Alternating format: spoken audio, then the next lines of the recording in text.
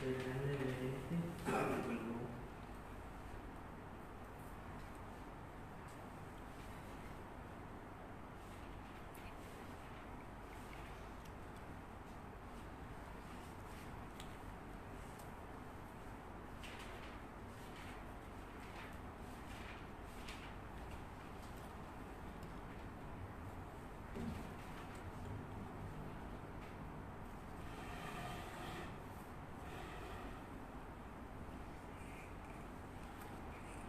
சங்கீதம் 100.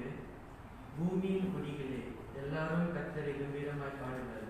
மகிழ்ச்சியோடே கர்த்தருக்கு ஆராதனை செய்து ஆனந்த சத்தத்தோடே அவர் சந்நிதி கொண்டார்கள். கர்த்தரை தேவன் என்று அறியுங்கள், நாம் அல்ல, அவரே நம்மை உண்டாக்கினார். நாம் அவர் ஜனங்களும் அவர் மேய்ச்சலின் ஆடுகளுமாயிருக்கிறோம். நாம் யாவரும் எழுந்து நின்று மகிமை மாட்சிமை நேர்ந்தவரை பாட்டை பாடுவோம்.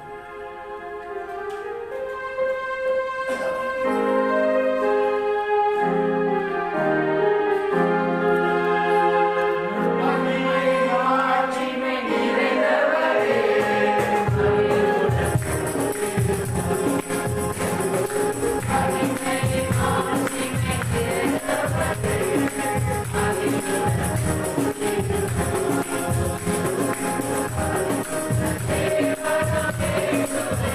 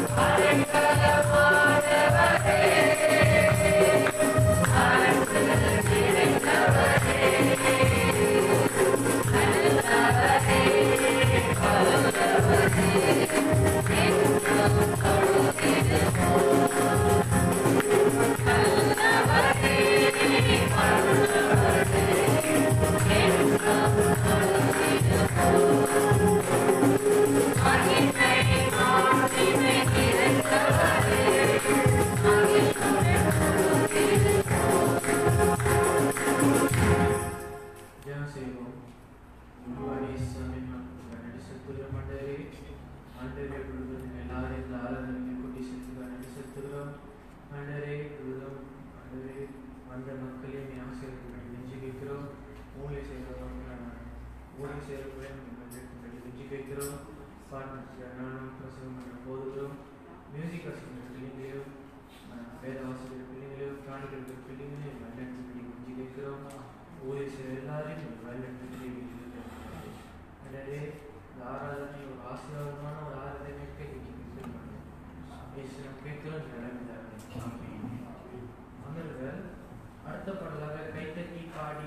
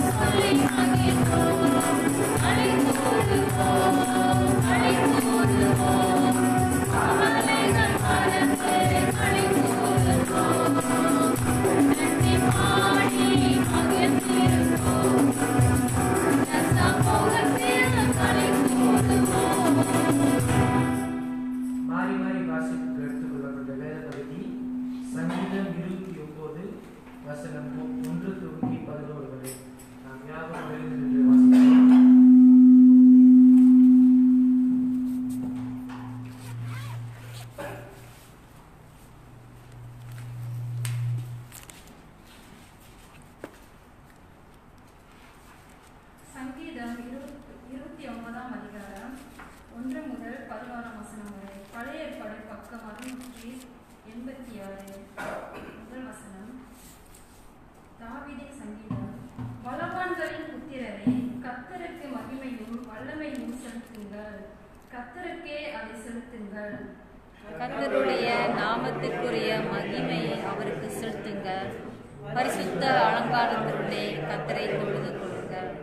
கர்த்தருடைய சத்தம் தண்ணீர்களில் துணிக்கிறது, மகிமையுள்ள தேவன் முழங்குகிறார், கர்த்தர் திரளான தண்ணீர்கள் மேல் இருக்கிறார். கர்த்தருடைய சத்தம் வல்லமை உள்ளது, கர்த்தருடைய சத்தம் மகத்துவம் உள்ளது. கர்த்தருடைய சத்தம் கேதுரு மரங்களை முடிக்கிறது, கர்த்தர் லிபினோனின் கேதுரு மரங்களை முடிக்கிறார். அவைகளை கன்று குட்டிகளைப் போலவும் லிபனோனையும் சிரியோனையும் ஆட்டு மிருக குட்டிகளைப் போலவும் துள்ள பண்ணுகிறார். கர்த்தருடைய சத்தம் அக்கினி ஜுவாலைகளை கிளக்கும், கர்த்தருடைய சத்தம்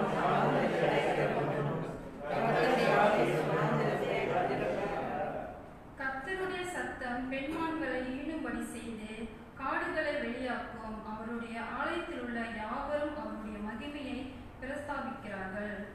கர்த்தர் ஜலப்பிரவாகங்கள் மேல் உட்கார்ந்திருக்கிறார், கர்த்தர் என்றென்றைக்கும் ராஜாவாக வீற்றிருக்கிறார்.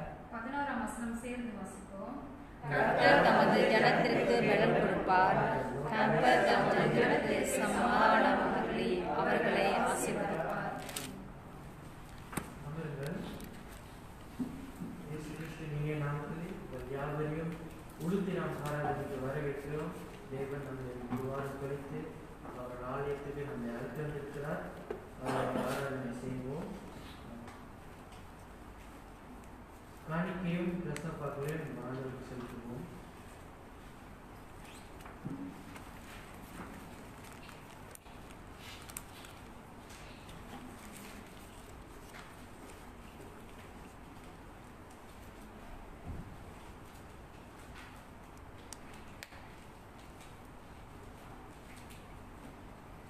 பூலோகத்தாய் பாட்டு வரும்.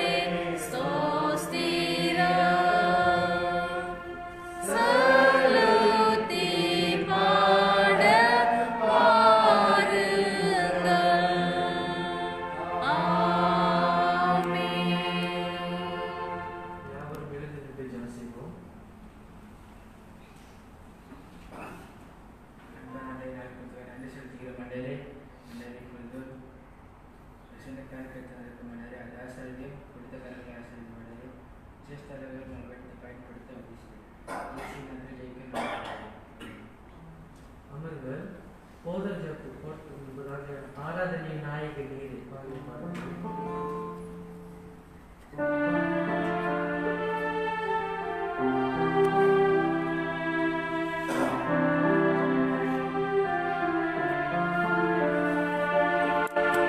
ஆராதனை நாயகன் நீரே.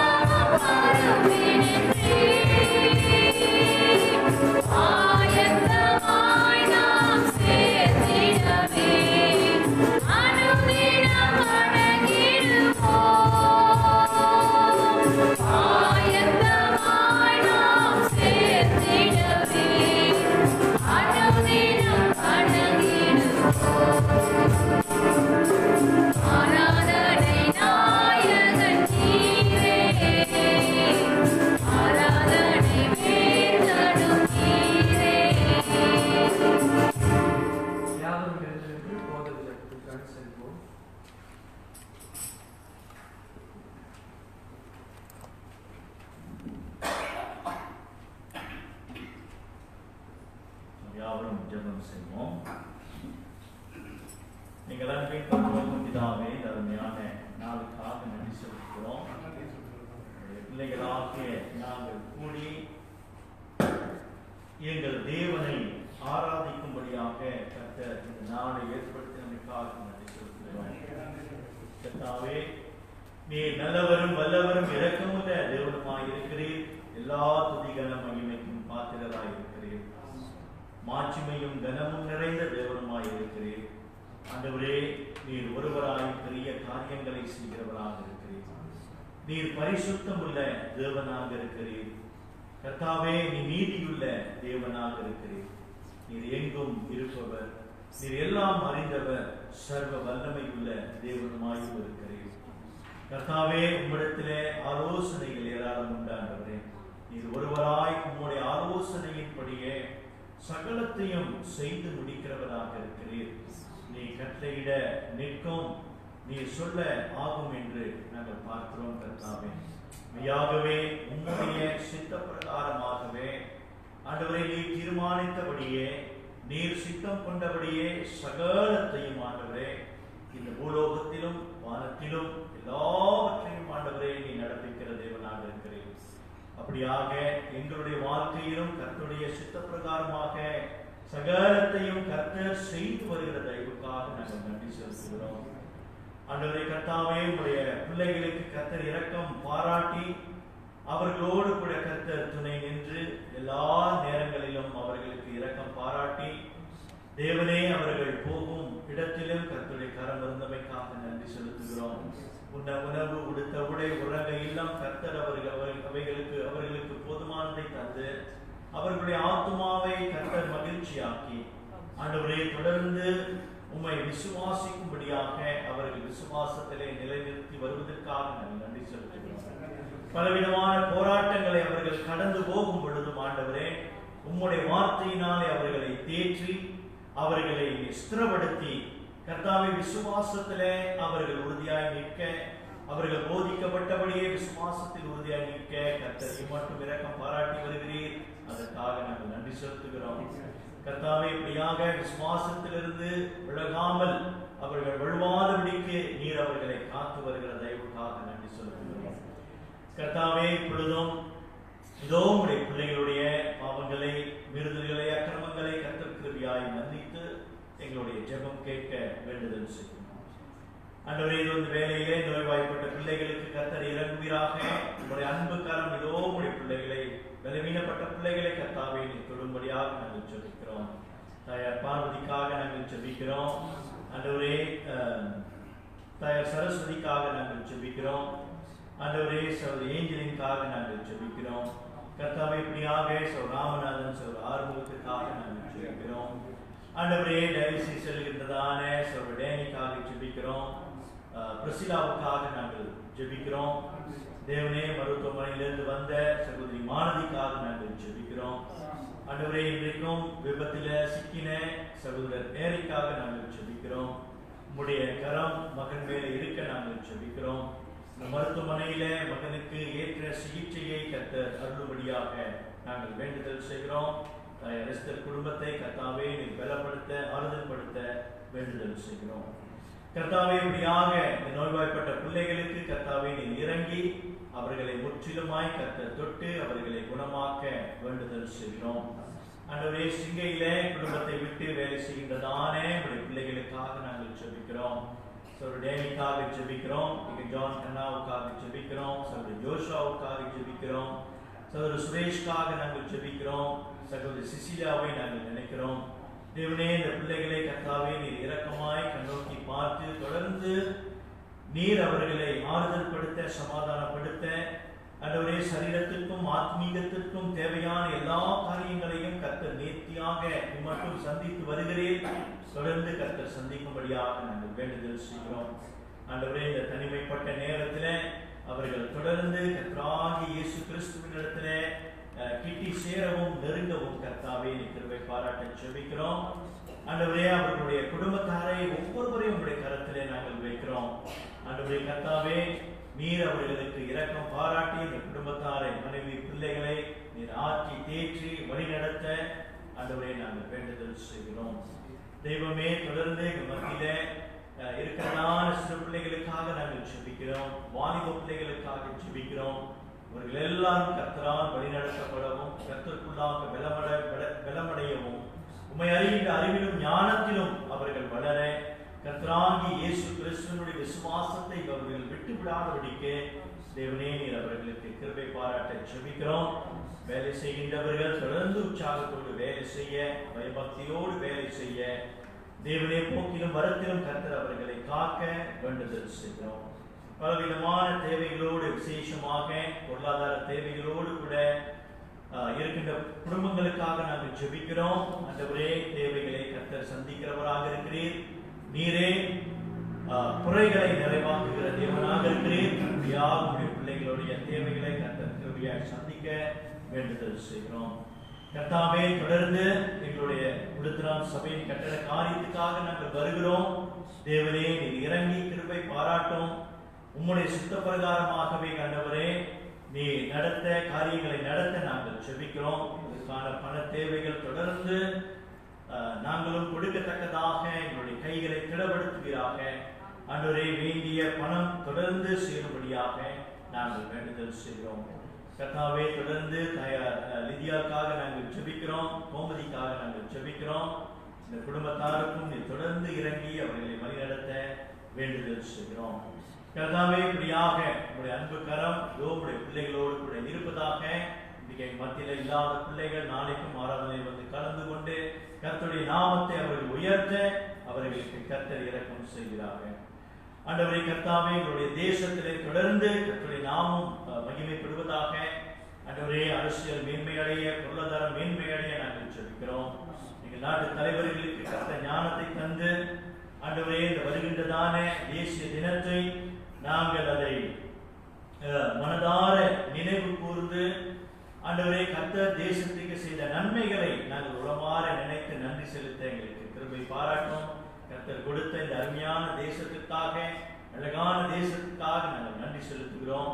இன்றைக்கும் ஆண்டவரே, இந்த தேசத்துக்காக, தேசத்திலே நாங்கள் எப்படி நல்ல குடிமக்களாக இருக்க வேண்டும் என்று நீர் உடைய வார்த்தை கொண்டு பேச போகிறீர். அதற்காக நாங்கள் நன்றி செலுத்துகிறோம். ஆண்டவரே, உடைய வார்த்தை கொண்டு கர்த்தர் எங்களோடு கூட பேசுகிறாங்க. ஆண்டவரே, பேசுகிற அடியேன் மேலும் கர்த்தருடைய கரம் இருப்பதாக. ஆண்டவரே, இப்படியாக நாளைக்கு நடக்கிற எல்லா ஆராதனையிலும் கர்த்தருடைய நாமம் மகிமைப்படுவதாக. மீண்டுமாக கர்த்தாவே, உங்களுடைய அன்பின் கரத்திலே எங்களை வைக்கிறோம். இதை ஆட்கொண்டு கிருபையாய் நடத்த உங்களுடைய வசனத்தை கொண்டு கர்த்தர் எங்களோடு கூட பேசும்படியாக வேண்டுதல் செய்வோம். இயேசுவின் இன்ப நாமத்திலே இந்த ஜெபத்தை எடுக்கிறோம். ஜீவனுள்ள நல்ல பிதாவே, ஆமென். அமருங்கள்.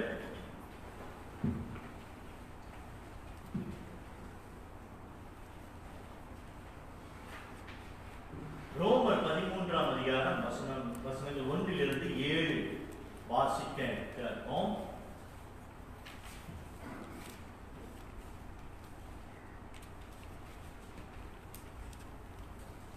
ரோமர் 13ஆம் அதிகாரம் 1 தொடங்கி 7ஆம் வசனம் வரை.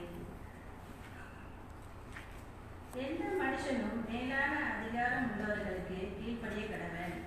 ஏனென்றால் தேவனாலே அன்றி அதிகாரமும் இல்லை.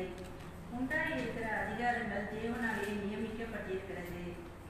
ஆதலால் அதிகாரத்திற்கு எதிர்த்து நிற்கிறவன் தேவனுடைய நியமனத்திற்கு எதிர்த்து நிற்கிறான். அப்படி எதிர்த்து நிற்கிறவர்கள் தாங்களுக்கு தாங்களே ஆக்கினையை வருவித்துக் கொள்கிறார்கள். மேலும் அதிகாரிகள் நற்கிரிகளுக்கல்ல துக்கிரிகளுக்கோ பயங்கரமாய் இருக்கிறார்கள். ஆகையால் நீ அதிகாரத்திற்கு பயப்படாதிருக்க வேண்டுமானால் நன்மை செய், அதனால் உனக்கு புகழ்ச்சி உண்டாகும். உனக்கு நன்மை உண்டாகும் பொருட்டு அவன் தேவ ஊழியக்காரனாய் இருக்கிறான். நீ தீமை செய்தால் பயந்து பட்டயத்தை அவன் விருதாவாய் பிடித்திருக்கவில்லை. தீமை செய்கிறவன் மேல் கோபாகினை வர பண்ணும்படி அவன் நீதியை செலுத்துகிற தேவ ஊழியக்காரனாய் இருக்கிறானே. ஆகையால் நீங்கள் கோபாக்கினை நிமித்தம் மாத்திரமல்ல, மனசாட்சி நிமித்தமும் கீழ்ப்படிய வேண்டும். இதற்காகவே நீங்கள் வரியையும் கொடுக்கிறீர்கள். அவர்கள் இந்த வேலையை பார்த்து வருகிற தேவ ஊழியக்காரராய் இருக்கிறார்கள். ஆகையால் யாவருக்கும் செலுத்த வேண்டிய கடமைகளை செலுத்துங்கள். எவனுக்கு வரியை செலுத்த வேண்டியதோ அவனுக்கு வரியையும், எவனுக்கு தீர்வை செலுத்த வேண்டியதோ அவனுக்கு தீர்வையும் செலுத்துங்கள். எவனுக்கு பயப்பட வேண்டியதோ அவனுக்கு பயப்படுங்கள். எவனை கனம் பண்ண வேண்டியதோ அவனை கனம் பண்ணுங்கள். பிரியமானவர்களே, நாளான்றைக்கு திங்கட்கிழமை நாம் நம்முடைய தேசிய தினத்தை நாம் கொண்டாடவிருக்கிறோம். நம்முடைய தேசம் சுதந்திரம் பெற்று எத்தனை வருஷம் ஆயிடுச்சு தெரியுமா உங்களுக்கு? 63 வருஷம். 63 வருஷம். 1957 ஆகஸ்ட் 31ஆம் தேதி நம்முடைய தேசம் சுதந்திரம் பெற்றது என்பது நமக்கு தெரியும். தேசிய தினத்தை நாம் நினைவு கூறும் பொழுது ஒரு நல்ல குடிமகளாக நாம் இருக்க வேண்டும் என்பதை தேவன் விரும்புகிறார். குட் சிட்டிசன், நம்ம நல்ல ஒரு குட் சிட்டிசனாக இருக்கணும். நம்முடைய அரசாங்கத்துக்கு அல்லது நம்முடைய தேசத்துக்கு நாம் நல்ல ஒரு குடிமக்களாக இருக்க வேண்டும் என்பதே தேவனுடைய விருப்பமாக இருக்கிறது. இந்த ரோமர் 13ஆம் அதிகாரத்தில் நம்ம பார்க்கும் பொழுது இந்த ரோம எழுத்தாளர் பவுல், அப்போஸ்தலனாகிய பவுல், அவர் 12ஆம் அதிகாரத்துல பார்க்கிறோம், உங்களுடைய சரீரத்தை நீங்க கர்த்தருக்கு பரிசுத்தமாக செலுத்த வேண்டும் என்று அதெல்லாம் பேசிட்டு இங்க 13ஆம் அதிகாரத்துக்கு அவர் வரும் பொழுது இந்த அதிகாரிகளுக்கு, அதிகாரம் உள்ளவர்களுக்கு நாம் கீழ்ப்படிய வேண்டும் என்று அவர் பேசுகிறார். அப்ப அந்த தொடர்ச்சியை நம்ம பார்க்கும் பொழுது என்னன்னா, இந்த நம்மளுடைய நடத்தை என்று சொல்லும் பொழுது இந்த நம்ம ஆண்டவருக்கு முன்னதாக நம்முடைய நடத்தை இருப்பது மாத்திரமல்ல, இந்த நம்ம தேசத்துல பிறந்திருக்கிறோம், தேசத்துல வளர்றோம், தேசத்துல பல காரியங்களை நம்ம செய்து கொண்டிருக்கிறோம். இந்த தேசத்துக்கு நாம் எப்படி ஒரு நல்ல குடிமக்களாக இருக்க வேண்டும் என்பது அப்போஸ்தலனாகிய பவுல் நமக்கு ஆலோசனை வழங்குகிறார். அப்ப இந்த நம்முடைய தேசத்திற்கு அல்லது நம்ம இந்த அதிகாரங்களுக்கு அல்லது அரசாங்கத்துக்கு நாம் கீழ்ப்படிவது என்று சொல்லும் பொழுது 3 முக்கியமான அம்சங்களை நம்ம பார்க்கிறோம். அதுதான் இன்றைக்கு இந்த தேவ செய்திய தலைப்பை நம்ம பார்க்கிறோம். தேவன், அரசாங்கம், குடிமகன் அல்லது குடிமக்கள் அப்படின்னு நம்ம பார்க்கிறோம். இந்த 3ஐயும் நாம் இணைத்து தான் பார்க்க வேண்டும். இதை ஒவ்வொன்றாக நாம் தனித்து பிரித்து பார்க்க முடியாது.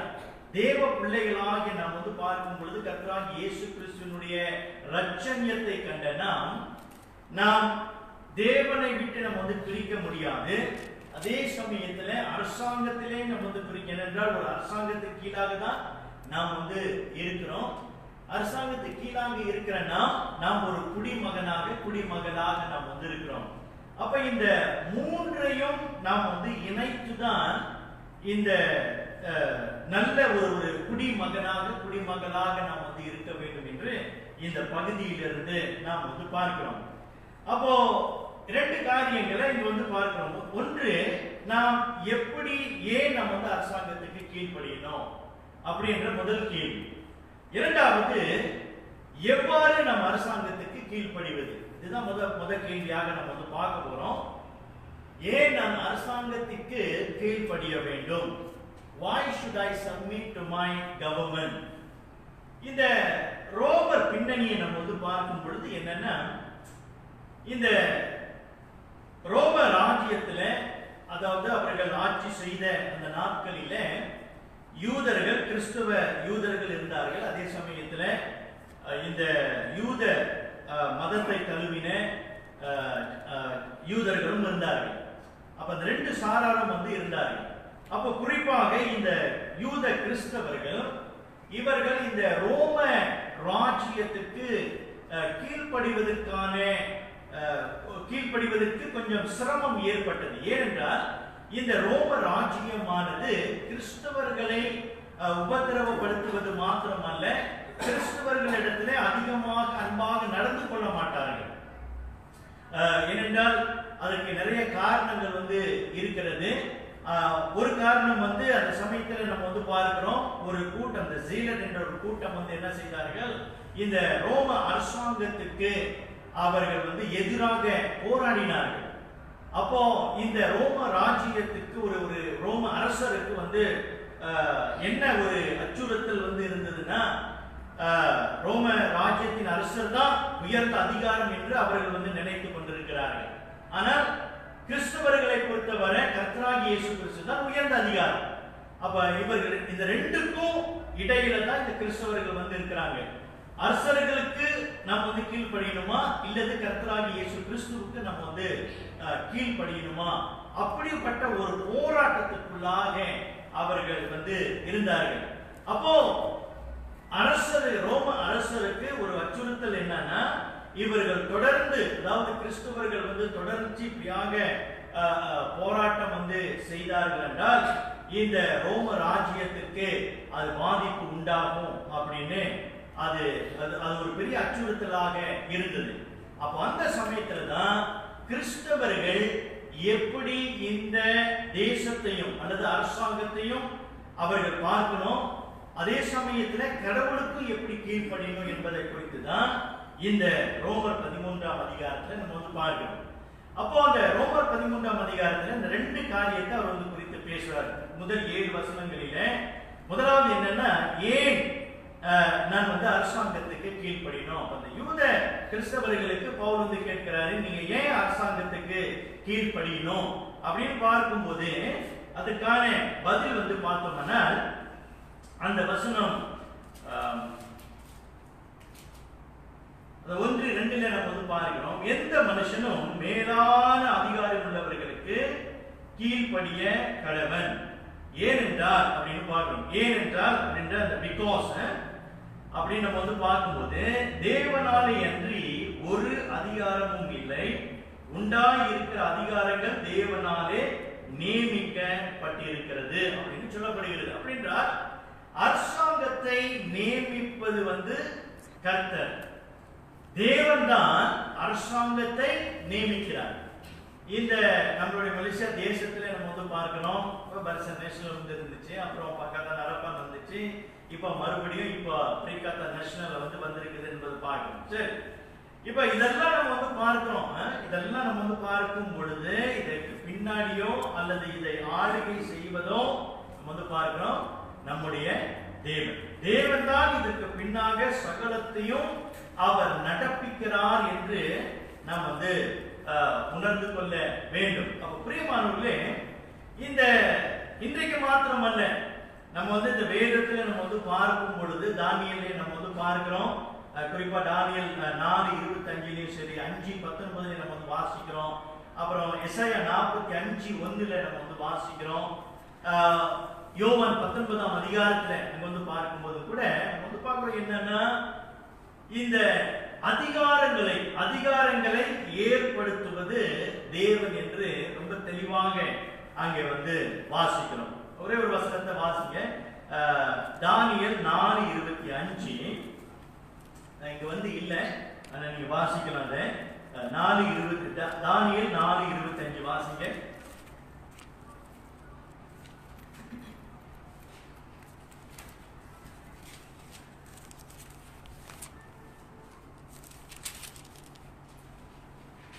தானியேல் 4:25. உன்னதமானவர் மனுஷனுடைய ராஜ்யத்தில் ஆளுகை செய்து தமக்கு சித்தமாய் இருக்கிறவனுக்கு அதை கொடுக்கிறார் என்பதை நீர் அறிந்து கொள்ளும் மட்டும் 7 காலங்கள் உம்முடைய பேரில் கடந்து போக வேண்டும். சரி, வந்து நம்ம வாசிக்கிறோம், உன்னதமானவர் மனுஷனுடைய ராஜ்யத்தில், மனுஷனுடைய ராஜ்யத்தில் சொல்ற தேசத்தின் அரசாங்கத்தை ராஜ்யத்தை ஆளுகை செய்து தமக்கு சித்தமாய் இருக்கிறவனுக்கு அதை கொடுக்கிறார். அப்போ அரசாங்கத்தை நியமிப்பதும் அரசாங்கத்தை யார் கையில் கொடுக்கணும் என்பதையும் தேவன் சித்தம் கொண்டிருக்கிறார் என்று நாம் வந்து பார்க்கிறோம்.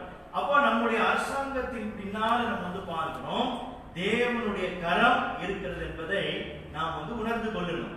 அப்ப இன்றைக்கு நான் வந்து அரசாங்கத்துக்கு நான் வந்து கீழ்ப்படியணும்னா முதலாவது என்ன பார்க்கிறோம்னா, இந்த அரசாங்கத்தை நியமித்தது வந்து தேவன். அது நம்முடைய இனமாக இல்லாவிட்டாலும் அது மற்ற இனமாக இருந்தாலும் சரி, நம்ம என்ன பார்க்கிறோம்னா அரசாங்கத்தை நியமித்தது வந்து கடவுளாக இருக்கிறார்.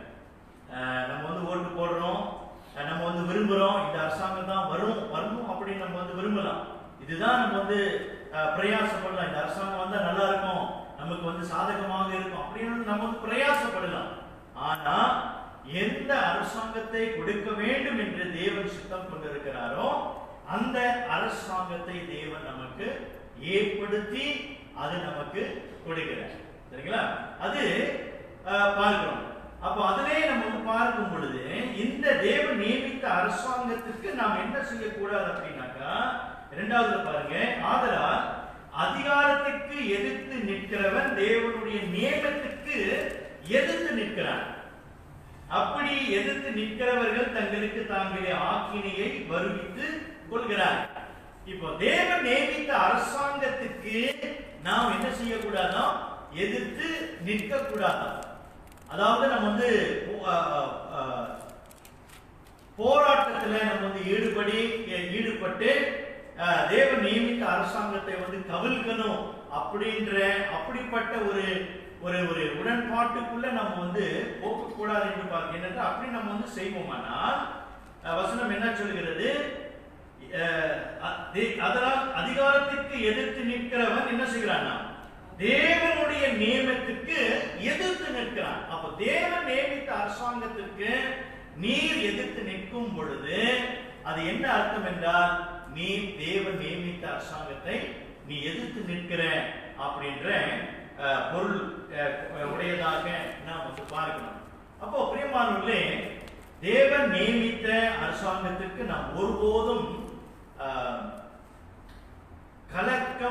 கலகம் பண்ணக்கூடாது, நம்ம வந்து முரட்டாட்டம் பண்ணக்கூடாது, நாம் வந்து எதிர்த்து நிற்க கூடாது.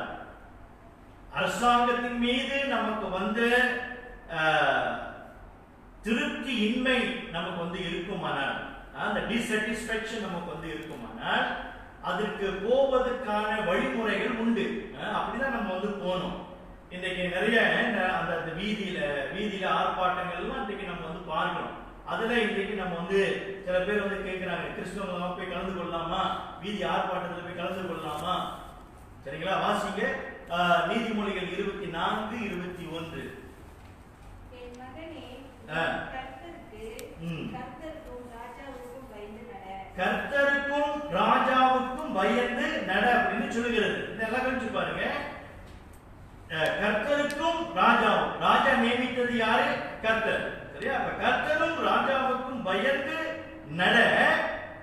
அடுத்தது கலகக்காரரோட என்னது? களவாதே. களவாதே என்ற வார்த்தை நம்ம வந்து பார்க்கும்போது அவங்களோடு சேர்ந்து நீ வந்து உடன்படாத அப்படின்னு சொல்லப்படுகிறது. அப்போ பிரியமானவர்களே, தேவன் நியமித்த அரசாங்கத்துக்கு நாம் கீழ்ப்படிய வேண்டும். ஏனென்றால் நம்ம வந்து பார்க்கிறோம், அரசாங்கத்தை தேவன் நியமித்தார் என்று பார்க்கிறோம். சரி, இந்த அரசாங்கம் நம்ம வந்து பார்க்கும் பொழுது அதற்கு கீழ்ப்படிவதற்காக 3 காரணங்களை நம்ம வந்து பார்க்கிறோம். ஒன்று நம்ம வந்து பார்க்கிறோம், அரசாங்கத்தை கர்த்தர் வந்து நியமித்தார். அதுல 3 காரியங்களை நம்ம வந்து பார்க்கிறோம். முதலாவது பாருங்க, இந்த ரோமர் 13ஆம் அதிகாரத்துல இந்த நம்ம ஏன் வந்து நம்ம வந்து அதிகாரத்துக்கு வந்து கீழ்ப்படியணும் அப்படின்னாக்கா, கர்த்தர் முதலாவது தேவன் அது வந்து நியமித்தாரு. இரண்டாவது நம்ம வந்து பார்க்கிறோம் அந்த 13ஆம் அதிகாரத்துல வசனம் 3 பாருங்க, மேலும் அதிகாரிகள் நற்கிரியைகளுக்கு அல்ல துர்க்கிரியைகளுக்கே பயங்கரமாய் இருக்கிறார்கள். ஆகையால் நீ அதிகாரத்திற்கு பயப்படாது இருக்க வேண்டுமானால் நன்மை செய், அதனால் உனக்கு புகழ்ச்சி உண்டாகும். 4ஆம் வசனம், உனக்கு நன்மை உண்டாகும் பொருட்டு அவன் தேவ ஊழியக்காரனாய் இருக்கிறான். நல்லா கவனிச்சு பாருங்க, வசனம் என்ன சொல்றதுன்னா, முக்கியமா 4ஆம் வசனத்துல உனக்கு நன்மை உண்டாகும் பொருட்டு அவன் தேவ ஊழியக்காரனாய் இருக்கிறான். அப்ப இன்றைக்கு நம்ம வந்து பார்க்கிறோம் என்னன்னா, உண்மைதான், நம்மளுடைய அரசாங்கத்துல நம்ம வந்து பார்க்கிறோம் மலைக்காரர்கள், சீனர்கள், இந்தியர்கள் வந்து இருக்கிறாங்க. இப்போ இவர்களை வசனம் என்ன சொல்லுகிறது? தேவ ஊழியக்காரங்க அப்படின்னு சொல்லப்படுகிறது. இந்த தேவ ஊழியர்கள் என்ற வார்த்தை கிரேக்க மொழியில வந்து தியாக்கோனோஸ் அப்படின்னுவாங்க. டியாக்கோனோஸ் தான் இந்த டியாக்கோன், இந்த டீக்கன் என்ற வார்த்தை வருகிறது. அப்ப டீக்கன் தான் என்ன? உதவியாளர்கள். அப்போ இந்த அரசாங்கத்தில் இருக்கக்கூடிய அதிகாரிகள், அது பிரதம மந்திரியா இருக்கட்டும், அல்லது பிரசிடண்டா இருக்கட்டும், அல்லது அமைச்சர்களாக இருக்கட்டும், இதெல்லாம் நம்ம வந்து பார்க்கணும் என்னன்னா, இவர்கள் தேவ ஊழியர்களாக ஊழியக்காரனாய் இருக்கிறார்கள் என்று வசனம் வந்து சொல்கிறது. அப்ப இந்த அரசாங்கம் வந்து என்ன செய்கிறது அப்படி நம்ம வந்து பார்க்கும் பொழுது, அரசாங்கம் வந்து நம்முடைய நன்மைக்காக தான் அரசாங்கம் வந்து நியமிக்கப்படுகிறது. தேவன் ஒரு அரசாங்கத்தை நியமிக்கிறார் என்றால் அந்த அரசாங்கம் தன்னுடைய குடிமக்களுக்கு இந்த அத்தியாவசிய தேவைகளை சந்திக்கணும். பேசிக் நெசசிட்டிஸ். அப்ப வந்து பார்க்கணும் என்னன்னா, அத்தியாவசிய தேவைகள் என்ன? 4 காரியங்கள். ஒன்று உணவு, குடிமக்களுக்கு உணவு இருக்கணும். இரண்டாவது வீடு இருக்கணும். மூன்றாவது வேலை இருக்கணும். அப்புறம் நான்காவது பாதுகாப்பு, செக்யூரிட்டி, இது வந்து இருக்கணும். அப்ப இந்த காரியங்களை சந்திக்கும்படியாக தான் ஆண்டவர் என்ன செய்யறாரு? ஒரு அரசாங்கத்தை நியமிக்கிறார். இன்னைக்கு உண்மைதான், பல அரசாங்கங்கள் வந்து அவங்க தங்களுடைய குடிமக்களை வந்து சரியாக நடத்துவதில்லை. இந்த அத்தியாவசிய தேவைகள் வந்து சந்திக்கப்படாமல் அவர்கள் இருக்கிறார்கள்.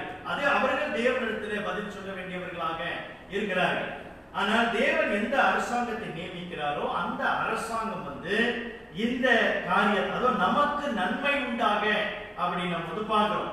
நமக்கு நன்மை உண்டாக இந்த அரசாங்கம் வந்து அவர்கள் பாடுபட வேண்டும் என்று நாம் வந்து பார்க்கிறோம்.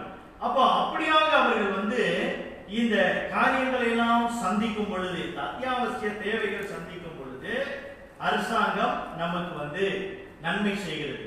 அப்ப உண்மையிலே நம்ம வந்து பார்க்கிறோம், மலேசியா தேசத்துல பாருங்க, நமக்கு என்னப்பா குறைவா இருந்துச்சு? எல்லாம் நமக்கு வந்து இருக்குல்ல. உணவு இருக்கா இல்லையா? நம்மளுக்கு வீடு இருக்கா? சேவா வீடோ இல்ல சொந்த வீடோ, சரியா? வீடு இருக்கா இல்லையா உங்களுக்கு? அப்புறம் வேலை இருக்கா? சரியா? வேலை இருக்கு. நம்ம தான் சில நேரத்தில் எனக்கு இந்த வேலை வேணாம், அந்த வேலை வேணாம் அப்படின்னு நம்ம வந்து அங்கே ஓடிக்கிட்டு இருக்கிறோம். சரி, வேலை இருக்குது. அடுத்தது நமக்கு பாதுகாப்பு இருக்கா? உண்மைதான், பாதுகாப்பு இருக்கு நம்மளுக்கு. நம்ம மற்ற தேசத்தை நம்ம வந்து ஒப்பிட்டு பார்த்தோம்னால் உண்மையிலே நம்ம வந்து ஆண்டவருக்கு நன்றி செலுத்தினோம். இந்த ஒரு அழகான தேசத்துல நம்ம வந்து இன்னும், அதான் என்னுடைய ஜெபத்துல வந்து பாத்தீங்கன்னாக்கா, நம்முடைய தேசம் அப்படின்னு சொல்லும் பொழுது நம்ம இன்னும் சமாதானத்தோடு, அமைதலோடு, நிம்மதியோடு நம்ம வந்து நடமாடிக்கிட்டு இருக்கிறோம். உண்மைதானே? நம்ம எல்லா இடத்துக்கும் நம்ம வந்து போறோம் வரோம். அப்கோர்ஸ் இந்த பிகேபி இதெல்லாம் வந்து பிற்பாடு எங்கேயும் நம்முடைய நடமாட்டம் எல்லாம் கொஞ்சம் குறைவாயிடுச்சு. ஆனாலும் நம்ம வந்து பார்க்கிறோம், எல்லா இடத்துக்கும் நம்ம வந்து போறதுக்கு நமக்கு வந்து ஒரு பாதுகாப்பு இருக்கிறது. பாதுகாக்க போலீஸ்காரர்கள் இருக்கிறாங்க. ஏதாவது நமக்கு வந்து பிரச்சனை அப்படின்னாக்கா நம்முடைய சமுதாயத்தின் தலைவர்கள் வந்து இருக்கிறாங்க. இப்படியே நம்ம வந்து பார்க்கும்போது மெய்யாகவே இந்த தேசத்துல நம்ம வந்து பார்க்கிறோம், நம்ம உண்மையே ஆண்டவருக்கு நன்றி செலுத்தணும். இந்த தேசத்துல நம்ம வந்து இருக்கிறோம். நமக்கு இந்த அத்தியாவசிய தேவைகள் நமக்கு வந்து சந்திக்கப்படுகிறது. அது அந்த அரசாங்கம் வந்து செய்து கொண்டு இருக்குது இல்ல. இப்ப இந்த கோவிட்-19 நீங்க வந்து பாருங்க, தங்களுடைய குடிமக்கள் வந்து பொருளாதாரத்துல அவங்க வந்து சோர்ந்து போக கூடாது அப்படின்னு சொல்லி பல விதமான உதவிகளை அவங்க வந்து செஞ்சாங்க. குறிப்பாக இந்த 6 மாதம் மொரட்டோரியம், எந்த ஒரு அந்த கடன் வந்து நீங்க வந்து கட்ட வேணாம் அப்படின்னா பெரிய பெரிய உதவியா இருந்துச்சுல்ல. அப்ப பாருங்க, இந்த குடிமக்களுடைய அந்த தேவைகளை அறிந்து நம்முடைய அரசாங்கம் வந்து செயல்பட்டு வந்தது. அப்போ இப்படிப்பட்ட ஒரு அரசாங்கத்துக்கு நாம் என்ன செய்ய வேண்டுமா? பவுல் வலியுறுத்துகிறது என்னன்னா, இந்த அரசாங்கத்துக்கு நீங்க கீழ்ப்படியணும் என்று வசனம் வந்து சொல்கிறது. அப்படி நீங்கள் வந்து கீழ்ப்படியும் போது என்ன ஆகும் அப்படின்னாக்கா, 3ஆம் வசனத்துல, மேலும் அதிகாரிகள் நற்கிரியைகளுக்கு அல்ல துர்க்கிரியைகளுக்கு பயங்கரமாய் இருக்கிறார்கள். ஆகையால் நீ அதிகாரத்திற்கு பயப்படாது இருக்க வேண்டுமானால் நன்மை செய், அதனால் உனக்கு புகழ்ச்சி உண்டாகும் அப்படின்னு சொல்றார். புகழ்ச்சி உண்டாகும் அப்படின்னு சொல்றார்.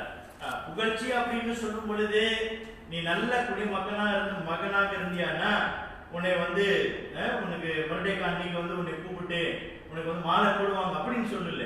என்னன்னா நீ அமைதியோடு சமாதானமோடு எந்த ஒரு பயமும் இல்லாம நீ வந்து வாழ்வ அப்படின்றத நாம் வந்து பார்க்கணும். அப்போ இந்த அரசாங்கத்துக்கு நம்ம வந்து கீழ்ப்படியணும். ஏனென்றால் அரசாங்கம் வந்து நமக்கு தேவன் நியமித்த அரசாங்கம் வந்து நமக்கு நன்மை செய்கிறது என்பதை நம்ம வந்து பார்க்கிறோம். அடுத்து நம்ம வந்து பார்த்தோம்னால் வசனம் அந்த 4 நீங்க வந்து பாருங்க, உனக்கு நன்மை உண்டாகும் பொருட்டே அவன் தேவ ஊழியக்காரனாய் இருக்கிறான். நீ தீமை செய்தால் பயந்திரு, பட்டயத்தை அவன் விருதாவாய் பிடித்திருக்கவில்லை.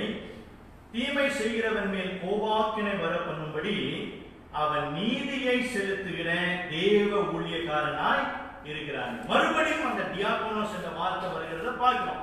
தேவ ஊழியக்காரன். ஒன்றாவது அரசாங்கம் வந்து அந்த அதிகாரம் உள்ளவர்கள் வந்து நமக்கு நன்மை உண்டாக தேவன் நியமித்திருக்கிறார். இரண்டாவது என்ன பார்க்கிறோம்னா அவர்கள் எதுக்காக நியமித்திருக்கிறாரு? நாம் தவறு செய்யும் பொழுது நம்மை தண்டிக்க. சரியா? நாம் தவறு செய்யும் பொழுது இந்த அதிகாரிகள் அவர்களுக்கு வந்து ஆண்டவர் அதிகாரம் கொடுத்திருக்கிறாரு. நம்ம வந்து பார்க்கிறோம் அந்த பட்டயத்தை அவங்க வந்து எடுத்து அது வந்து ரோம காலத்துல நம்ம வந்து பார்க்கிறோம் அந்த மரணத்துக்கு அவர்கள் வந்து ஏதுவாவார்கள். ஆனா இன்றைக்கு அப்படி இல்லை. நமக்கு வந்து ஃபைன் இருக்குது, அப்புறம் பிரீசன் அது வந்து போடப்படுகிறத நம்ம வந்து பார்க்கணும். சரி, எது எப்படி என்னன்னா தவறு நம்ம வந்து செய்யும் பொழுது, தவறு என்று சொல்லும் பொழுது என்னன்னா அந்த தீமை என்ற வார்த்தை நம்ம வந்து பார்க்கும் பொழுது சட்டத்தை மீறுவது, சட்டத்தை மீறுவது, பிரேக் த லா அப்படின்னு நம்ம வந்து பார்க்கிறோம். அப்போ அரசாங்கம் தேவ நியமித்த அரசாங்கத்துல நம்ம வந்து பார்க்கிறோம் பலவிதமான சட்ட திட்டங்கள் வந்து இருக்கிறது. அந்த சட்ட திட்டங்களுக்கு நாம் வந்து எப்பொழுதுமே கீழ்ப்படுகிறவர்களாக இருக்கணும். வாசிங்க 1 பேதுரு 2:13. நீங்கள் மனுஷனுடைய கட்டளைகள் யாவற்றிற்கும் கர்த்தர் நிமித்தம் கீழ்ப்படியுங்கள் அப்படின்னு சொல்லுகிறது.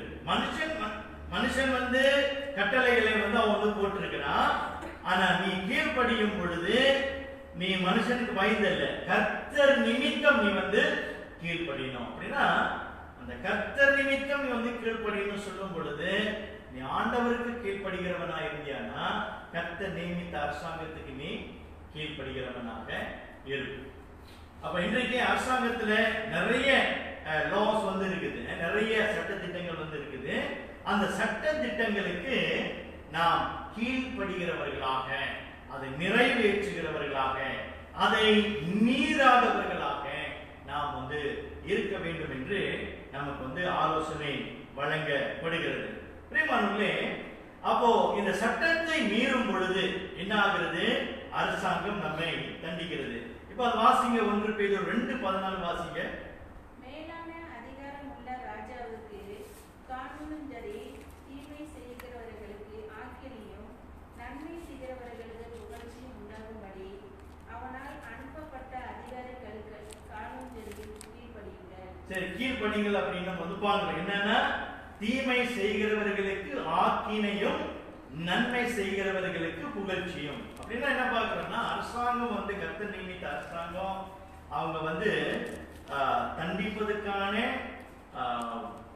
அதிகாரமும் அவர்களுக்கு வந்து இருக்குது. சரியா? நம்ம வந்து சட்ட திட்டங்களை மீறும் பொழுது அரசாங்கம் நம்மளை வந்து நீங்க வந்து ஃபைன் பண்றாங்க, ஃபைன் பண்ண சமான் வந்து கொடுக்குறாங்க. அப்கோர்ஸ் இன்றைக்கு ட்ரக்ஸ்லாம் நீங்க வந்து போதைப் பொருள்லாம் எடுத்துட்டு போனீங்கன்னாக்கா உங்களுக்கு என்ன கிடைக்கும்? மரண தண்டனை கிடைக்குதா இல்லையா? கிடைக்கணும். சரியா? அப்படி நம்ம வந்து பார்க்கிறோம். அப்போ பாருங்க, இதெல்லாம் நம்ம வந்து பார்க்கும் பொழுது தேவன் அப்படி நம்ம வந்து பார்க்கும் பொழுது நல்லா கவனிச்சு பாருங்க. 1 யோவான் 3ஆம் அதிகாரம் 4ஆம் வசனத்துல நம்ம வந்து பார்க்கணும், நியாயப்பிரமாணத்தை மீறுவதே பாவம். நம்ம வந்து கடவுள் சொல்றாரு கர்த்தருடைய நியாயப்பிரமாணத்தை மீறுவதே பாவம் அப்படின்னு சொல்றாரு. அப்ப நியாயப்பிரமாணத்தை மீறுவதே பாவம்னா தேவன் நியமித்த அரசாங்கம் வந்து விதித்திருக்கிறதான கட்டளைகளுக்கு அது கீழ்ப்படியாத போது நிச்சயமாக உனக்கு தண்டனை உண்டு. சரிங்களா? அப்ப அந்த தண்டனைக்கு நீ வந்து ஆளாக கூடாது. அதனாலதான் வசனம் சொல்லுகிறது 3ஆம் வசனத்தை பார்த்தீங்கன்னா, மேலும் அதிகாரிகள் நற்கிரியைகளுக்கு அல்ல துர்க்கிரியைகளுக்கு பயங்கரமாக இருக்கிறார். ஆகையால் நீ அதிகாரத்திற்கு பயப்படாது இருக்க வேண்டுமானால் என்ன செய்யணுமா? நன்மை செய் அப்படின்னு சொல்லப்படுகிறது. அப்படின்னா என்னன்னா, நீ அரசாங்கம் விதித்த எல்லா கட்டளைகளுக்கும் நீ வந்து கீழ்ப்படியும் பொழுது நீ எதற்கும் பயப்பட வேண்டிய அவசியம் இல்லை அப்படின்னு நமக்கு வந்து இன்றைக்கு ஆலோசனை கொடுக்கப்படுகிறது. அப்புறம் அந்த முதல் பாயிண்ட்ல 3வது காரியத்தை நம்ம வந்து பார்க்கணும். அந்த 5ஆம் வசனத்துல பாருங்க, ஆகையால் நீங்கள் கோபாக்கினிய நிமித்தம் மாத்திரமல்ல மனசாட்சி நிமித்தமும் கீழ்ப்படிய வேண்டும். மனசாட்சி அப்படின்னு சொல்றாரு. இப்ப மனசாட்சினா என்ன அப்படின்னு நம்ம வந்து பார்க்கும்போது பாருங்க, நமக்கு அது சரி அப்படின்னு நம்ம வந்து தோணுச்சுனாக்கா அது வந்து நம்ம வந்து செய்யணும். சட்ட திட்டங்கள் இருக்குது, அது நம்ம வந்து சரி அப்படின்னு அது வந்து அதுதான் சரி அப்படின்னு நம்ம வந்து நம்மளுடைய மனசாட்சிக்கே தெரியும். வேதம் நமக்கு வந்து சொல்லாவிட்டாலும், இப்ப உதாரணத்துக்கு பாருங்க, இப்ப காடி நம்ம வந்து பார்க் பண்றோம், குப்பம் வைக்கணுமா இல்லையா? வைக்கணும். சரியா? இப்ப பைபிள் வந்து போட்டிருக்குதா, நீ கார் வந்து நீ பார்க் பண்ணும் பொழுது குப்பம் வைக்கணும் அப்படின்னு இங்க பைபிள்ல போட்டிருக்கா? இல்ல சில பேர் நீங்க வாங்க பண்றாங்களே, இங்க போட்டிருக்கு பார்க்கிங் பண்ணா குப்பம் போடணும், பைபிள்ல காட்டுங்க அப்படின்னு. சரியா? இது நம்மளோட மனசாட்சிக்கே தெரியும். நம்ம பார்க் பண்ணாக்கா நம்ம வந்து கூப்பன் வைக்கணும் அப்படின்னு. அப்ப கூப்பன் வச்சியானா என்ன ஆகும்? உனக்கு என்ன கிடைக்காது? என்ன கிடைக்காது? சமான் கிடைக்காது. சரியா? உனக்கு ஃபைன் பண்ண மாட்டாங்க. ஆனா நீ கூப்பன் வைக்கலன்னா சமான் தான். சோ அப்பனே வந்து என்ன செய்யற? அது நல்லது உனக்கு தெரியும். நீ வந்து அது வந்து செய்யலன்னா உனக்கு வந்து ஃபைன் அடிக்கப்படும் என்பது தெரியும். அப்ப நீ வந்து அது வந்து செய்யணும் என்பது அதான் மனசாட்சி. சரியா? அப்ப மனசாட்சி நிமித்தமாவது நீ வந்து கீழ்ப்படி அப்படின்னு இங்க வசனம் வந்து சொல்கிறது. ஐயா பிரியமானவர்களே, முதலாவது நம்ம வந்து என்ன பார்க்கணும்? தேவ பிள்ளைகளாகிய நம்ம வந்து கடவுள் நம்மளை வந்து கண்டிப்பார் அப்படின்ற ஒரு பயம் ஒரு புறம் நமக்கு வந்து இருக்க, நம்ம மனசாட்சியில நமக்கு வந்து தெரியும் இதுக்கெல்லாம் நம்ம வந்து கீழ்ப்படியணும், அரசாங்கத்துக்கு கீழ்ப்படியணும், அரசாங்க சட்ட திட்டங்களுக்கு நம்ம வந்து கீழ்ப்படியணும். நம்ம வந்து இந்த மாதிரி கார் வந்து பார்க் பண்ணாக்க நம்ம வந்து கூப்பன் வைக்கணும். அப்புறம் இந்த டிராஃபிக் லைட்ல நம்ம வந்து ஃபாலோ பண்ணணும் அப்படின்றது எல்லாம் நமக்கு வந்து தெரியும். சரியா? இன்னைக்கு சில நேரத்துல பாருங்க, காடி வந்து டிராஃபிக் லைட்ல வந்து நிக்கிறோம், சோப்பு லைட் தான் நிக்கிறோம்ல, சோப்பு லைட் தான் நிக்கிறோம். அப்புறம் அந்த பக்கம் பார்க்கறோம் காடியில, இந்த பக்கம் பார்க்கறோம் காடியில, இந்த பக்கம் பார்க்கறோம் காடியில, என்ன பண்றோம்? அந்த யார் பார்க்கறா? அப்ப நீ மனசாட்சிக்கு விரோதமா செய்யறியா இல்லையா? செய்யறோமே, செய்யறோம். அப்ப வசனம் என்ன சொல்லு? மனசாட்சி நிமித்தமாவது நீ வந்து கீழ்ப்படி. அப்போ இந்த பக்கம் எந்த பக்கம் காடி வரானாலும் சரி, சோப்பு லைட்னா என்னது? நிப்பாட்டு. சோப்பு லைட்னா நில்லு, பச்சை லைட் வந்தா நீ போ. சரியா? அப்ப அதுதான் இன்றைக்கு நம்ம வந்து செய்யணும் என்பதை இன்றைக்கு தேவன் நமக்கு வலியுறுத்துகிறார்.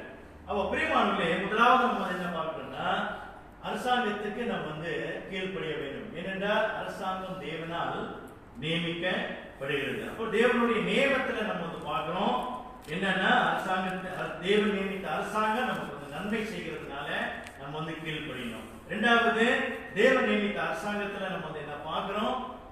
நம்ம வந்து தவறு செய்யும் பொழுது தேவன் தண்டிக்கிறார், அரசாங்கம் நம்ம வந்து தண்டிக்கிறது. அது நம்முடைய நன்மைக்கு தான், நம்முடைய நன்மைக்கு என்று பார்க்கிறோம். அப்புறம் நம்முடைய மனசாட்சி நிமித்தம் நம்ம வந்து கீழ்ப்படிய வேண்டும் என்று சொல்கிறது. சரி, இப்போ எப்படி இரண்டாவதாக எப்படி நம்ம வந்து கீழ்ப்படியணும் அப்படி நம்ம வந்து பார்க்கும் பொழுது வசனம் சொல்கிறது. வசனம் 6:7 பாருங்க, இதற்காகவே நீங்கள் வரியையும் கொடுக்கிறீர்கள், அவர்கள் இந்த வேலையை பார்த்து வருகிற தேவ ஊழியக்காரராய் இருக்கிறார்களே. ரைட். இப்போ நீங்க வந்து பாத்தீங்கன்னாக்கா மறுபடியும் தேவ ஊழியக்காரர்னு வருது.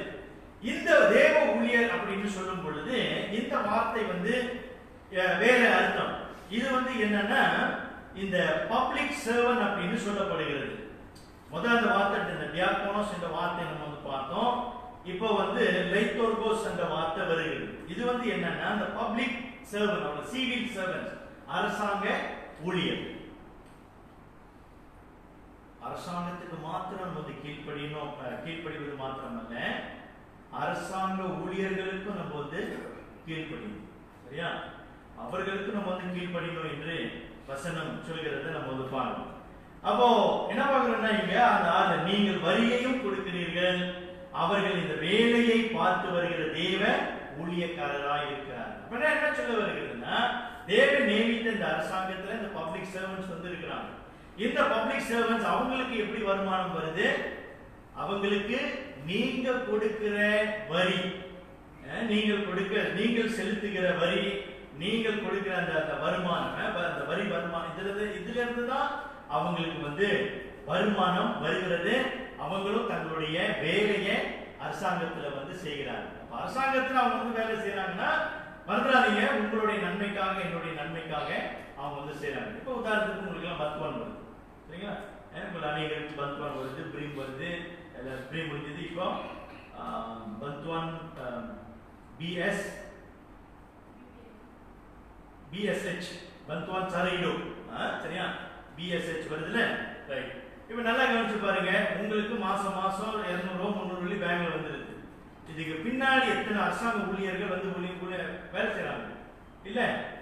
அப்ப ஒரு நாளாவது நீங்க உட்கார்ந்து, ஆண்டவரே எனக்கு இவ்வளவு மாசம் இந்த காசு வருது, இதுக்கு பின்னால எத்தனை அரசாங்க ஊழியர்கள் வந்து வேலை செய்யறாங்களே, அவங்களுக்கு எல்லாருக்கும் நன்றி, சரியா மாசத்துல என் அக்கௌண்ட் இந்த மாதிரி காசெல்லாம் போட்டு வராங்களே, ஆண்டவரே ரொம்ப நன்றின்னு எப்படியாவது சொல்லியிருக்கிறோமா? நம்ம ஓடல, அவன் போடல, அவன் போடல,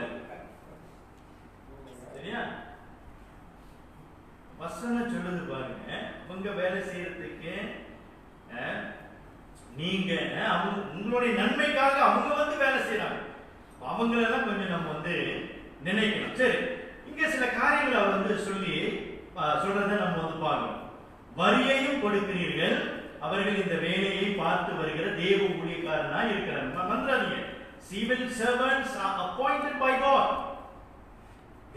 அரசாங்க ஊழியர்கள் நியமித்தது யாரு? தேவன்.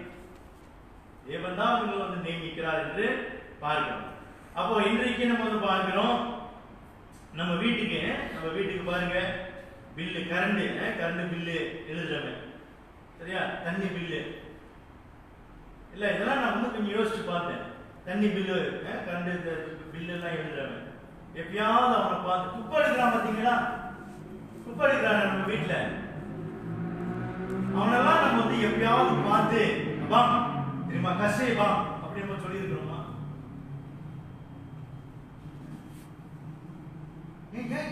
ஏன் சொல்லணும்னா, தேவன் நியமித்தாருங்க, தேவன் அவர்களை நியமித்திருக்கிறார். அப்போ அவங்களுக்கு நம்ம வந்து உண்மையிலே நன்றி உள்ளவர்களாக இருக்கணும். அது மாத்திரமல்ல, நம்ம வந்து பார்க்கிறோம், இந்த ஆண்டவர் வந்து சொல்றாரு, இந்த நம்ம கொடுக்கிறது, அந்த செலுத்த வேண்டியதை நீங்க வந்து செலுத்தணும். அப்படி 7ஆம் வசனத்துல கவனிங்க, ஆகையால் யாவருக்கும் செலுத்த வேண்டிய கடமைகளை செலுத்துங்கள் அப்படின்னு நம்ம வந்து பார்க்கிறோம். எவனுக்கு வரியை செலுத்த வேண்டியதோ அவனுக்கு வரியையும், எவனுக்கு தீர்வையை செலுத்த வேண்டியதோ அவனுக்கு தீர்வையையும் செலுத்துங்கள். எவனுக்கு பயப்பட வேண்டியதோ அவனுக்கு பயப்படுங்கள், எவனை கனம் பண்ண வேண்டியதோ அவனை கனம் பண்ணுங்கள் அப்படின்னு சொல்லுகிறது. பிரியமானவர்களே, இந்த வரி என்று சொல்லும் பொழுது நம்ம எதை பார்க்கிறோம்னா, இன்றைக்கு நமக்கு வந்து இந்த சுக்காய் தானா, சுக்காய் ஹர்த்தா இருக்கு, சரிங்களா? இதை நம்ம வந்து சரியா கட்டணும். இது சரியா கட்டணுங்க, இதை நம்ம வந்து சரியா கட்டணும். மத்தேயு 17ஆம் அதிகாரத்துல ஒரு சம்பவம் நம்ம வந்து பார்க்கிறோம். அந்த யூத தலைவர்கள் வந்து இயேசுவிட்ட வந்து இயேசுடைய சீடர்கிட்ட வந்து கேட்கிறாங்க, உங்களுடைய எஜமானன் வந்து, அதாவது இயேசு வந்து வரி கட்டினாரா அப்படின்னு. அப்ப இயேசு வந்து என்ன சொல்றாரு, சீடரை பார்த்து, பாரு நீ போய் ஒரு மீன் அப்படி அதோட வாயில வந்து காசு இருக்கும், அதை எடுத்து உனக்கும் எனக்கும் கட்டு அப்படின்னு சொல்றாரு. ஸோ அந்த பர்சனல் டேக்ஸ் நம்ம வந்து பார்க்கணும், அதை நீ வந்து கட்டு அப்படின்னு சொல்றாரு. பார்த்தா கர்த்தராகிய இயேசு கிறிஸ்து பாருங்க, அந்த டேக்ஸ் வந்து கட்டணும்.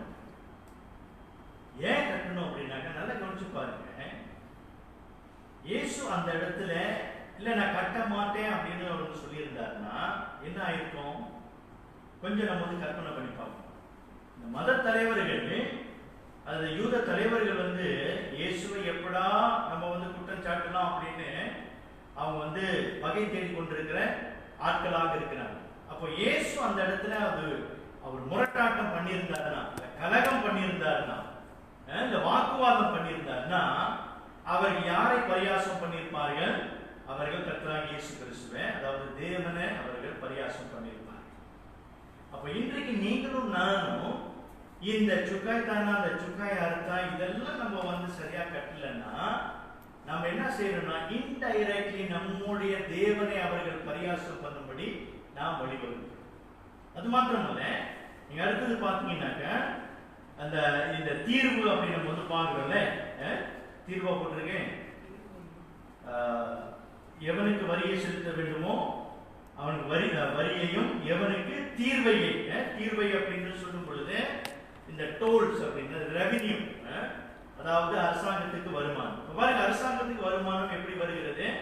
இன்றைக்கு நம்ம வந்து இந்த டோல் கட்டுறோம், சாலைகளை யூஸ் பண்றோம், அப்புறம் குப்பை தொட்டியை குப்பை வீசுறோம், குப்பை வந்து எடுக்கிறாங்க, தண்ணி யூஸ் பண்றோம், அதுக்கு காசு கட்டுறோம், டிஎன்பி எலக்ட்ரிசிட்டி அதை வந்து பாவிக்கிறோம், அதுக்கு காசு கட்டுறோம், டெலிகாம் எக்ஸிஸோ எதாக இருந்தாலும் சரி அதோட சேவையை நம்ம வந்து பாவிக்கிறோம், அதுக்கு காசு கட்டுறோம். சரிங்களா? மறந்துடாதீங்க, தேவ பிள்ளைகளாகிய நீங்களும் நான் என்னை சேர்த்து நான் சொல்றேன். பாருங்க, ஆண்டவர் வந்து மார்க் 12:17 வந்து என்ன சொல்றாரு பாருங்க. மார்க் 12:17 வாசிங்க.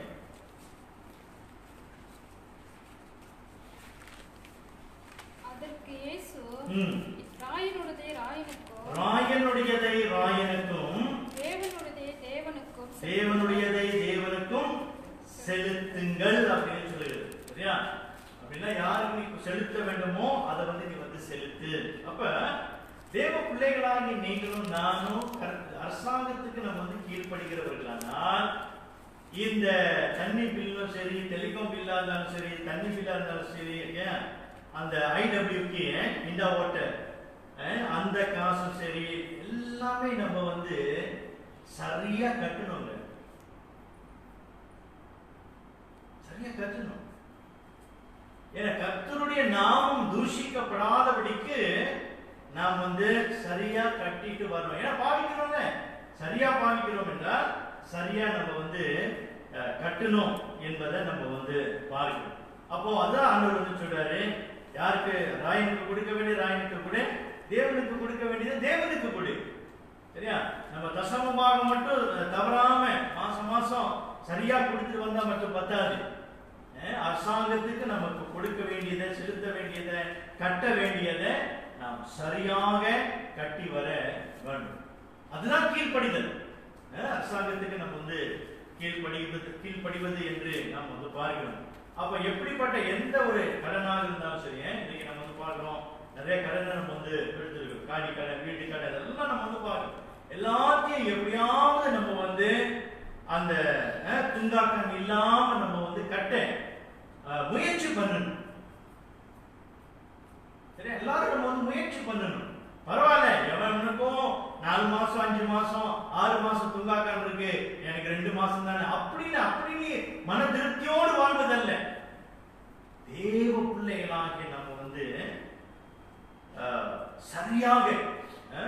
சரியாக நம்ம வந்து எந்த காரியத்தையும் நம்ம வந்து சரியாக செய்யக்கூடியவர்களாக நாம் வந்து இருக்கணும். அகில பிரியமானவர்களே, இன்றைய நாட்களிலே நம்ம செலுத்த வேண்டியது அது மாத்திரமல்ல, நம்ம வந்து பார்க்கணும். அடுத்தது தீர்வையும் செலுத்த வேண்டியது, அவனுக்கு தீர்வையும் செலுத்துங்கள். எவனுக்கு பயப்பட வேண்டியதோ அவனுக்கு பயப்படுங்கள், எவனுக்கு கனம் பண்ண வேண்டியதோ அவனை கனம் பண்ணுங்கள். இன்றைக்கு நம்ம வந்து பார்க்கிறோம், நமக்கு தேசத்துல ராஜா இருக்கிறாரு, சுல்தான்கள் இருக்கிறாங்க.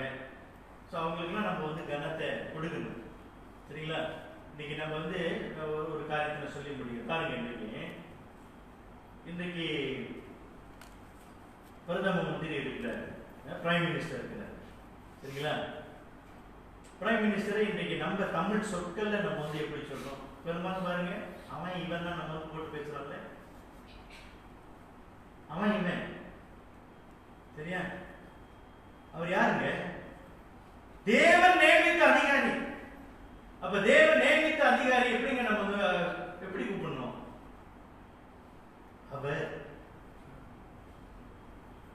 நம்மளுடைய பிரதமர்.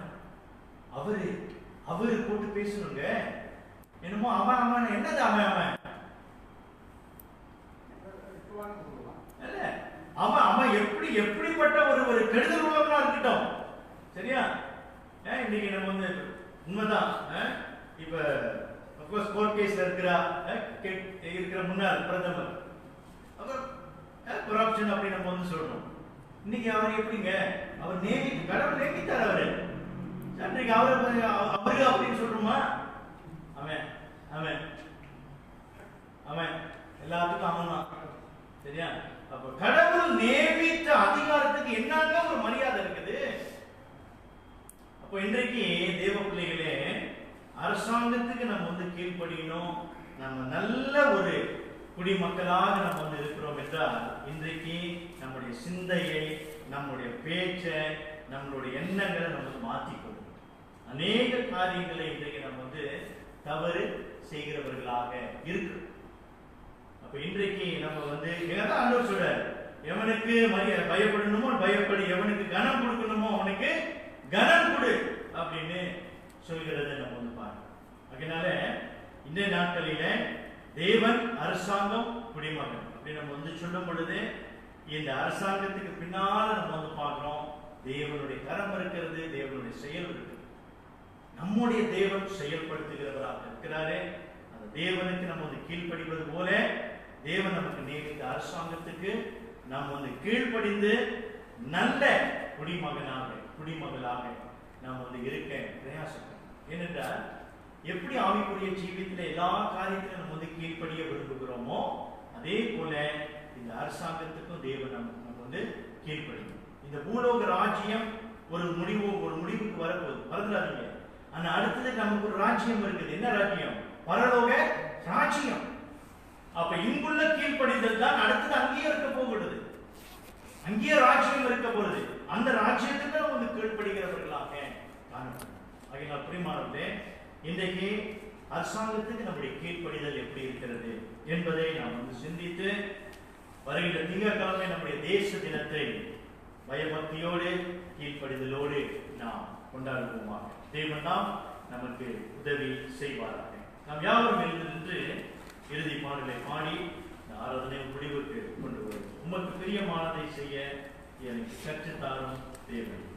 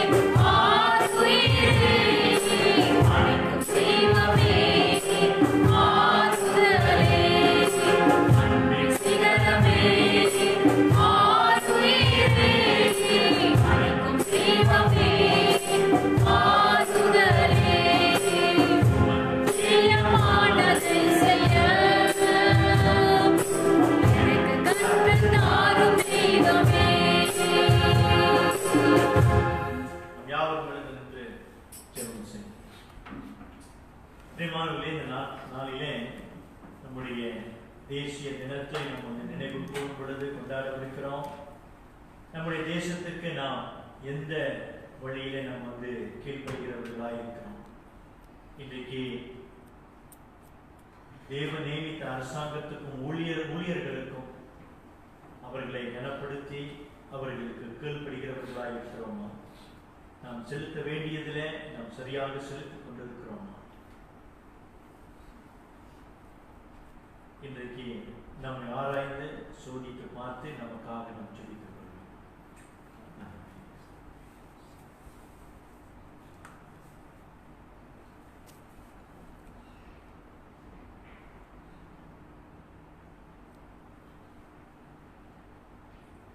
எங்கள் அன்பின் பரலோக பிதாவே, இதோ இந்த அருமையான நாளிலே கர்த்தாவே உம்முடைய வார்த்தை கொண்டு எங்களோட இடைப்பட்டீர், அதற்காக நன்றி செலுத்துகிறோம்.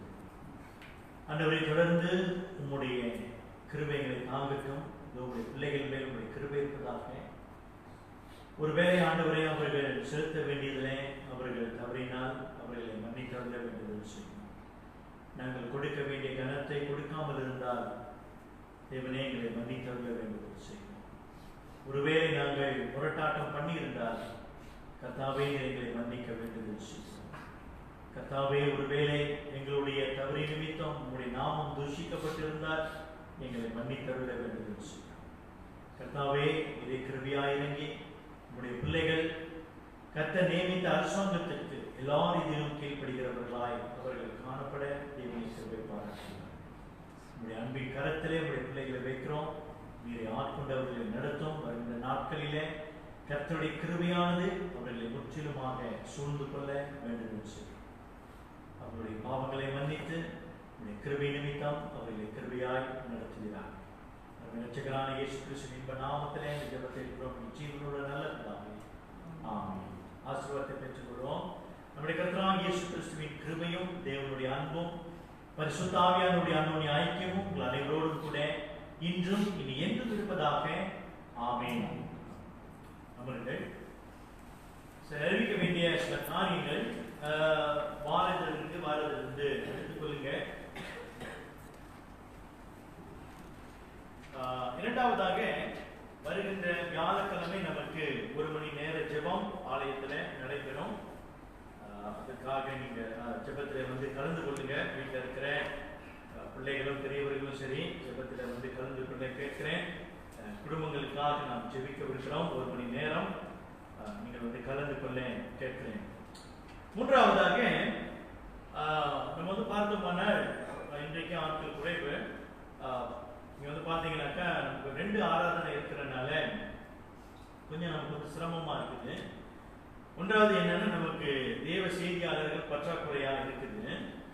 ஆகையினாலே நம்ம வந்து சனிக்கிழமை ஒரே ஆராதனையாக வைக்கலாம் அப்படின்ற ஒரு யோசனையில இருக்கிறோம். இன்னும் சரியா காரியங்கள் வகுக்கல.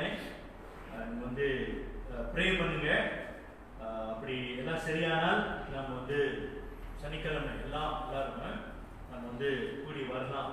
ஒரே ஆராதனையாக நம்ம வந்து ஏறெடுக்கலாம் என்று பிரயாசப்படுகிறோம். சரி, அப்படின்னா பிள்ளைகள் எப்படி அப்படின்னு ஜேபியில் நீங்கள் வந்து பார்த்தீங்கன்னாக்கா பிள்ளைகள் வந்து சபைக்கு வந்து போகிறாங்க அப்படின்னு சொல்லும் பொழுது ஆராதனை அந்த முதல் ஆராதனைக்கு வந்தோடனே நேரடியாக அவங்க வந்து அவங்களோட ரூமுக்கு போயிடுவாங்க. சண்டே ஸ்கூல் ரூமுக்கு வந்து போயிடுவாங்க. அப்புறம் எல்லா ஆராதனைலாம் முடிஞ்ச பிற்பாடு தான் அவங்க வந்து போகிறாங்க, வெளியே வராங்க. ஸோ அது எப்படி சரியாக வருமா என்பதை நம்ம வந்து எல்லாம் யோசித்து உங்களுக்கு வந்து அறிவிக்கிறோம். அப்படியெல்லாம் ஓகேனாக்கா நம்ம வருகிற வாரத்திலையோ அல்லது மறு வாரத்திலையோ நம்ம வந்து ஆரம்பிக்கணும். சரி, எதுக்கு எப்படியும் இந்த வாரத்தில் நீங்கள் வந்து பார்த்தீங்கன்னாக்கா இந்த செப்டம்பர் மாதத்துக்கான ஸ்கெடியூல் வந்து அங்கே வந்து போடப்பட்டிருக்கிறதுனால நீங்கள் வந்து பார்த்தீங்கன்னாக்கா இந்த 4வது வாரம் அங்கே வந்து ஆராதனை ஞாயிற்றுக்கிழமை வந்து இருக்காது. சரிங்களா, இருக்காது. ஏன்னா நானும் இருக்க மாட்டேன், எல்டரும் வந்து இருக்க மாட்டாரு. நாங்கள் டொமாஸ்க்கு போகிறதுனால அப்கோர்ஸ் செய்தியாளரும் நமக்கு வந்து இல்லை. ஸோ அப்கோர்ஸ் போன வாரம் வந்து அவர் தர்மேன் அவர் வந்து பேசினார். ஸோ நம்ம வந்து அவரை எப்போதும் கூப்பிட முடியாது. டிகன் கங்காதரன் வந்து அவர் வந்து கூலாயில் பேச வேண்டியதாக இருக்குது. சரிங்களா, அங்கேயும் நமக்கு வந்து ஆட்கள் குறைவாக இருக்குது பேசுறதுக்கு. ஸோ அன்றைய நாட்கள்ல நமக்கு வந்து ஞாயிற்றுக்கிழமை ஆராதனை இருக்காது, ஒரே ஒரு ஆராதனை சனிக்கிழமை.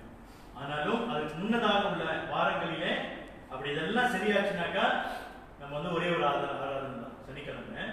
ஸோ நமக்கு வந்து ஆராதனை. ஸோ அதுக்காக ப்ரே பண்ணுங்க, நல்ல ஒரு முடிவு எடுக்கணும் என்பதை குறித்து நீங்க வந்து ப்ரே பண்ணுங்க. சரிங்க, அவ்வளவுதான் காரியங்கள். நீங்க தொடர்ந்து ஜெபிங்க. சரி, இன்னொரு காரியம் எரிங்க, அதாவது டேனி சிசியா அவருடைய மகன் இன்றைக்கு மதியம் அவர் வேலைக்கு போறப்ப ஒரு வளவுல அவர் வந்து காடியை வளவுல எடுக்கும் பொழுது நேரா வந்து வேற காடிகளை வந்து இடிச்ச பிறகு அந்த டிரைவர் சைக்கிள் வந்து சரியான அடி. ஸோ அவருடைய கையை உடையில, பட் கையெல்லாம் காயமாயிடுச்சு. ஸோ ஹாஸ்பிட்டலுக்கு கொண்டு போயிருக்கிறாங்க. ப்ரே பண்ணீங்க அவருக்காக, தேவன் அவங்களுக்கு திரும்ப பாராட்டணும் அப்படின்னு. சரி, அவ்வளவுதான் காரியங்கள். தேவன் உங்களை ஆசீர்வதிப்பார். ஸோ மாறுதல் எடுத்துக்கொள்ளுங்க. ஓகே, ஒரு காரியம்.